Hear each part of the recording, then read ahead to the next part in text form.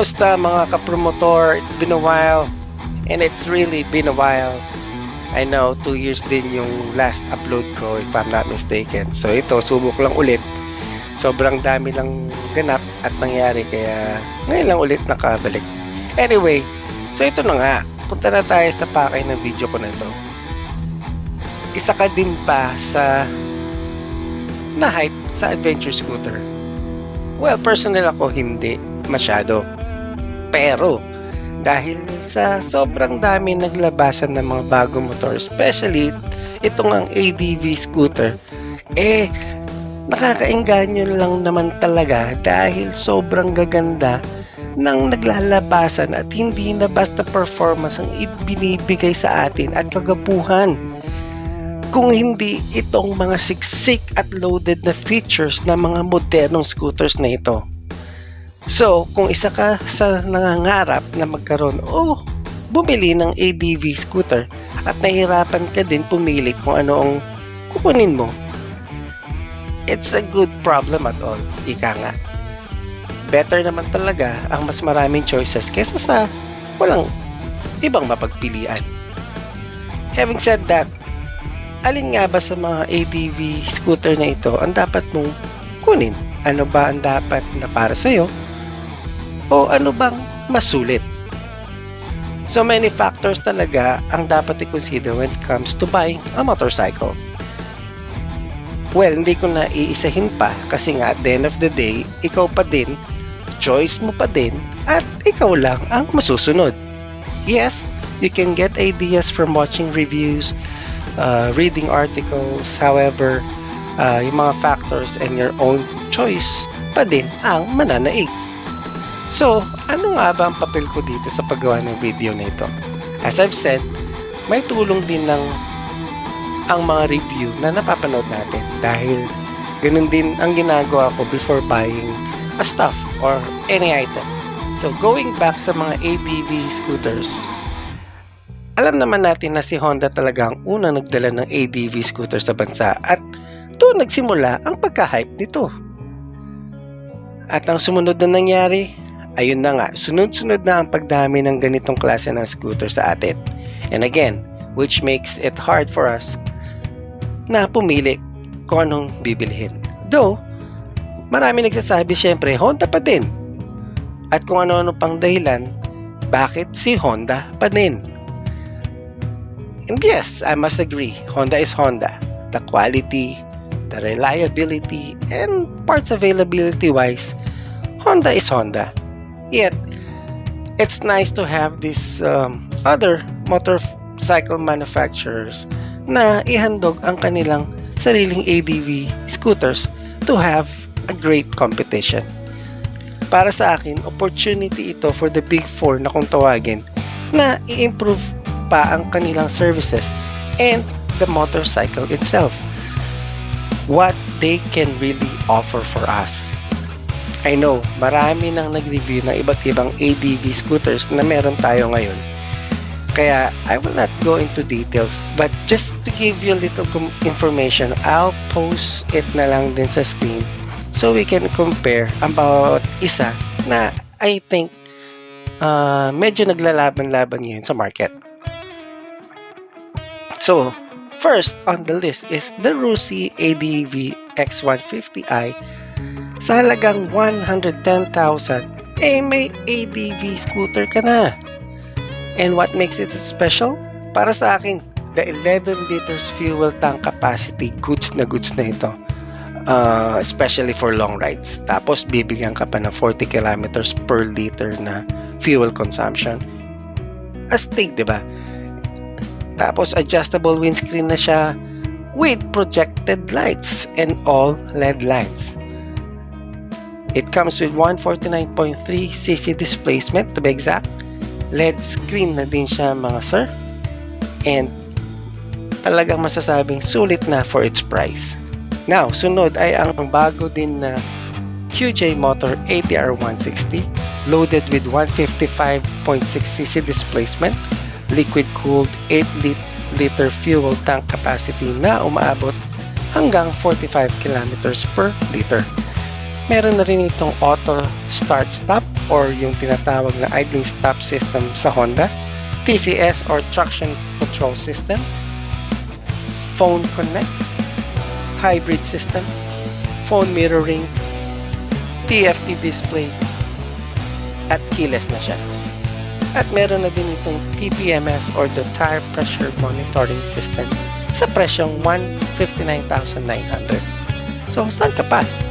Punta naman tayo sa Bristol ADX 160, powered by 155cc displacement liquid-cooled smart key ABS dual channel, so meaning front and rear, naka-ABS na adjustable windscreen, full LED TFT screen, 11 liters fuel tank capacity na umaabot hanggang 43 kilometers per liter.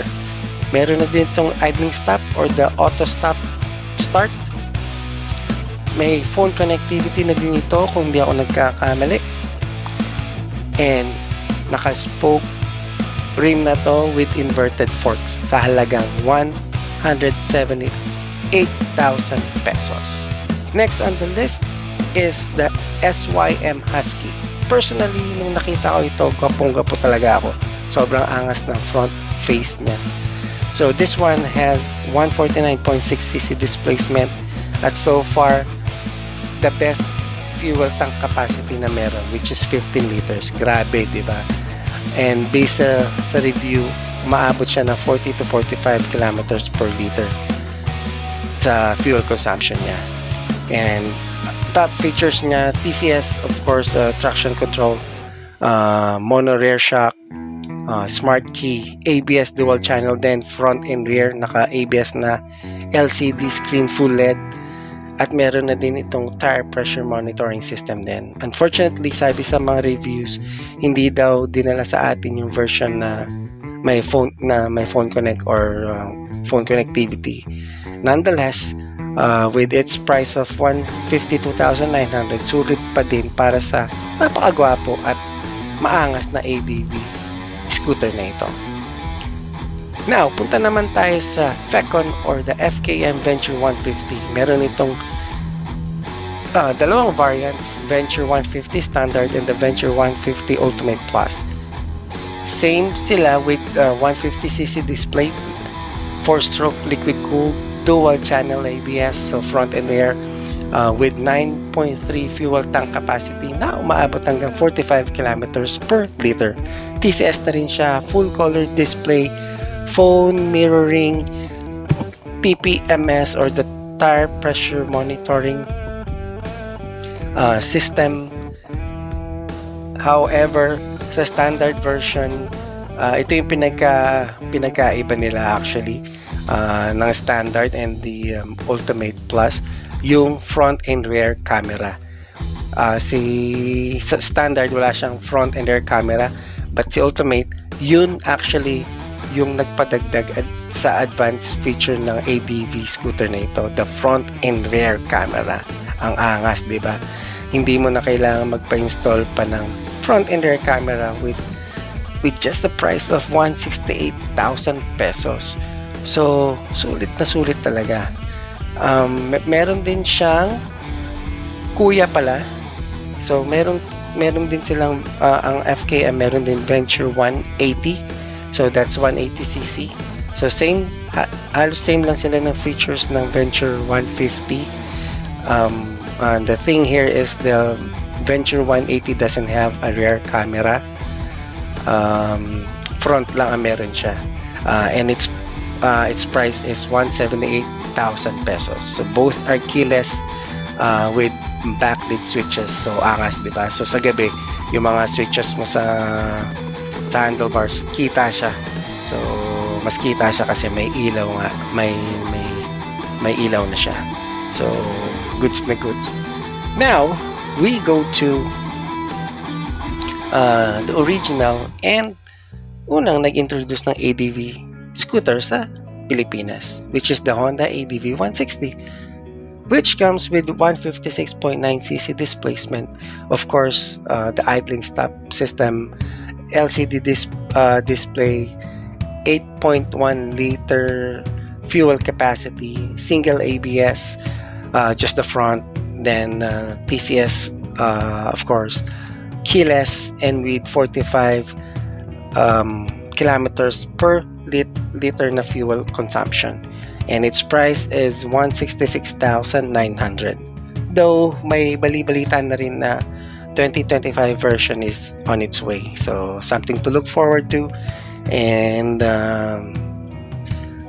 yung mga bagong, if there will be new features sa 2025 version. So yan yung mga abangan natin sa kanya. And having said all these things, tama bang sabihin na sobrang hirap mamili ngayon? So for me, it's a yes, mahirap, pero you just need to lay down kung anong kailangan mo at purpose ng motor sa'yo. Pero kung ako kasi ang tatanungin, kung gusto ko masulit ang perang ibabayad ko, I'm willing to invest sa loaded sa features. Again, Honda is Honda. Pero kung ang ibang motorcycle companies ay kayang ibigay ang siksik at loaded na features na almost same price ng Honda ADV, bakit hindi kaya gawin ni Honda yon? Minsan or madalas talaga nabubulag tayo sa kilala na brand ang binibili, which is that's the good thing na meron mga bago na gustong sumubok at makisabayan sa known companies. For all we know, the Big Four, nagsimula din naman sila sa walang pangalan, at na-question din ang kanilang quality when they were starting. So even now, hindi pa din naman sila perfecto, or I should say, walang motor o sasakyan na perfecto. Kung aalagaan at bibigyan ng tamang maintenance, wala naman magiging problema. Regarding sa parts, I would agree. Dito madalas nagkakatalo. I don't know. Pero just like other car brands here in the Philippines, I own a Chevrolet car. So same thing, pahirapan din sa pyesa actually. So kailangan pa orderin and all. So same with this new motorcycle companies na or brands na pumasok sa ating bansa. So, pero one thing is for sure, you just have to be resourceful. Meron at meron pa din na makukuha ng parts if ever kailangan. Again, at the end of the day, your money, your choice. Kung anong mapusuan mo, yun ang kunin mo. Sabi nga din ng iba, upuan mo ang mga motor o sasakyan na pinagpipilian mo. May factor din kasi yun talaga sa totoo lang para makapili ka ng magugustuhan mo. Basta masaya ka sa bibilihin mo, yun ang mahalaga at yun ang importante. No to brand war. We all have the same goal. Magkaroon ng sarili at pinapangarap na motor at makapag-rides. Ride safe always mga sir. Hanggang dito na lang muna. Till next time. Kita kits.